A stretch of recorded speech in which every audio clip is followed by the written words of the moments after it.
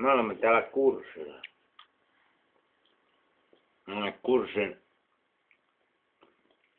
tämä on päivä. Mä kerron vitsin. Vitsi. Kerronko vitsin? Kerro vaan. No. Mikä on todella rohkea mies? Mikä on todella rohkea mies? Tiedättekö te? Ei. Ei tiedä. No. Mikä on todella rohkea mies? No. Kerää hyvin syö. Mitä syö? Hyvin syö. No, syö helvetti hyvin. Vaikka mustaa makkaraa syö helvetisti. Vaikka lötkät ja salamat karkkeja ottaa vielä paris, niin sitten menee tuumaan, että missä asuu tämä henkilökohtaisesti niinku, joo okei.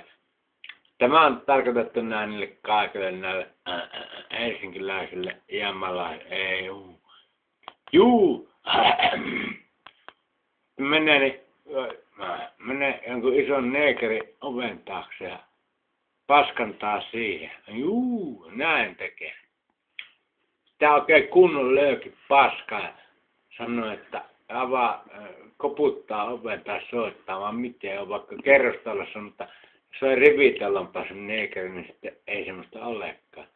Yleensä ne asuu ne neekerit pakolaiskeskuksessa. No niin.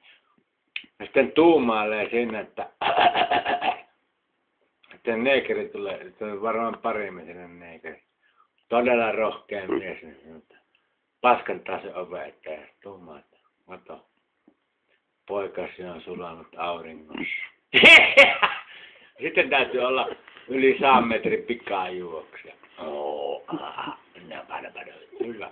No niin. Tämä oli tässä. On myös